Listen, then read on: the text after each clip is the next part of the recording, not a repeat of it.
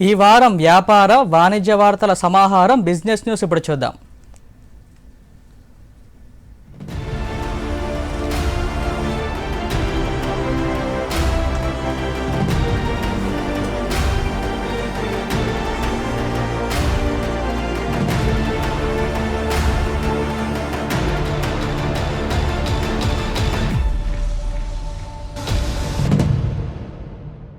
Bank ఖాతాల్లో minimum balance కు సంబంధించి రిజర్వ్ బ్యాంక్ ఆఫ్ ఇండియా కీలక నిర్ణయం తీసుకుంది. గడిచిన 2 ఏళ్లలో ఎలాంటి లావాదేవీలు జరపని ఖాతాల విషయంలో మినిమం బ్యాలెన్స్ లేదన్న కారణంతో ఛార్జీలు విధించొద్దని బ్యాంకులకు స్పష్టం చేసింది. విద్యార్థుల స్కాలర్షిప్లు, కేంద్ర రాష్ట్ర ప్రభుత్వాల నగదు బదిలీ కోసం తెరిచిన ఖాతాలు 2 ఏళ్లకు మించి వాడుకలో లేనప్పటికీ వాటిని నిరుపయోగంగా లేని ఖాతాలుగా గుర్తించకూడదని సూచించింది. వచ్చే 5 ఏళ్లలో భారత్లో జరిగే తమ మొత్తం వాహన అమ్మకాల్లో 50% విద్యుత్ వాహనాలే ఉంటాయని జర్మనీకి చెందిన లగ్జరీ కార్ల తయారీ సంస్థ ఆడి అంచనా వేసింది. ప్రస్తుతం కంపెనీ మొత్తం అమ్మకాల్లో ఈవీల వాటా 3%గా ఉందని Audi India head Balbir Singh Dhillon పేర్కొన్నారు. ప్రస్తుత ఈవీల కంటే కొత్త మోడళ్లు మరింత అందుబాటు ధరకు లభించేలా చూస్తామని ఆయన అన్నారు. అంతర్జాతీయంగా 2033 కల్లా పూర్తిస్థాయి విద్యుత్ వాహనాల కంపెనీగా మారాలని ఆడి లక్ష్యంగా పెట్టుకుంది. అదానీ గ్రూప్ చైర్మన్ గౌతమ్ అదానీ దేశంలో అత్యంత శ్రీమంతుడి స్థానాన్ని తిరిగి సొంతం చేసుకున్నారు. ప్రపంచ కుబేరులతో రూపొందించే బ్లూంబర్గ్ బిలియనియర్స్ ఇండెక్స్లో రిలయన్స్ ఇండస్ట్రీస్ చైర్మన్ ముఖేష్ అంబానీని వెనక్కి నెట్టి అదానీ అగ్రస్థానానికి చేరారు.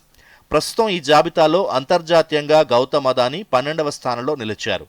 ఆయన మొత్తం నికర సంపద విలువ $97.6 బిలియన్ కాగా ముఖేష్ అంబానీ $97 బిలియన్ సంపత్తో 13వ ర్యాంక్లో ఉన్నారు. ఈ జాబితాలో ఈ ఇద్దరు కుబేరుల స్థానాలు మెరుగవడం గమనార్హం. గతేడాది డిసెంబర్లో అంతర్జాతీయంగా అదానీ 16వ స్థానంలో ఉన్నారు. నరేంద్ర మోదీ ప్రభుత్వం అధికారంలోకి వచ్చినప్పటి నుంచి దేశంలో జాతీయ రహదారుల పొడవు 60% పెరిగింది.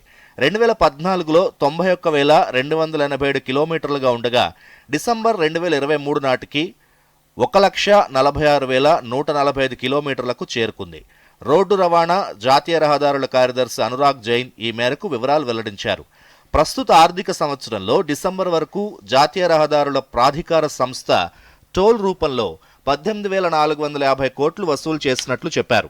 4 అంతకంటే ఎక్కువ లేన్లున్న జాతీయ రహదారుల పొడవు 2014లో 18,387 కిలోమీటర్ల నుంచి 2023 డిసెంబర్ నాటికి 2.5 రెట్లు పెరిగి 46,179 కిలోమీటర్లకు చేరుకుంది. భారత ఆర్థిక వ్యవస్థ ప్రస్తుత ఆర్థిక సంవత్సరంలో 7.3% వృద్ధిని నమోదు చేయొచ్చని ప్రభుత్వం అంచనా వేసింది.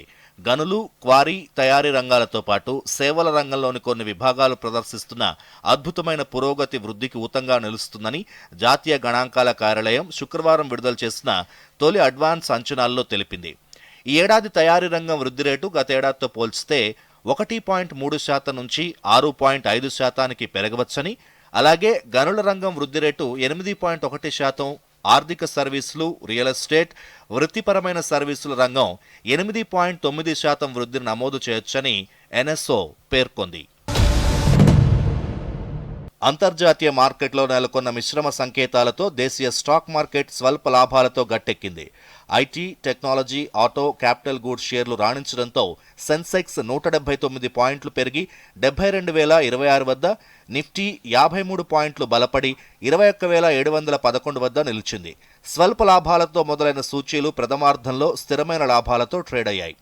ఈ క్రమంలో సెన్సెక్స్ 309 పాయింట్లు బలపడి 72,156 వద్ద, నిఫ్టీ 90 పాయింట్లు ఎగసి 21,750 వద్ద ఇంట్రాడే గరిష్టాల్ని అందుకున్నాయి.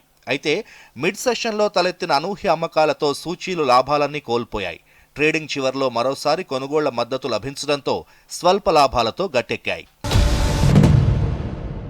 బంగారం, వెండి ధరల తగ్గింపు కోసం ఎదురుచూస్తున్న వారికి శుభవార్త. దేశవ్యాప్తంగా బంగారం, వెండి ధరలు తగ్గుముఖం పట్టాయి. నిన్నటి రోజున మోస్తరుగా తగ్గిన పసిడి, వెండి ధరలు దిగొచ్చాయి. హైదరాబాద్తో పాటు ఇరు తెలుగు రాష్ట్రాల్లోని వివిధ ప్రాంతాల్లో 22 క్యారెట్ల బంగారం ధర 10 గ్రాములకు 500 చొప్పున తగ్గి 58,000కు వచ్చింది. ఇక డాలర్తో రూపాయి మారకం విలువ 83.19 రూపాయలుండగా యూరోతో 90.96 రూపాయలు, పౌండ్తో 105.86 రూపాయలుగా కొనసాగుతోంది.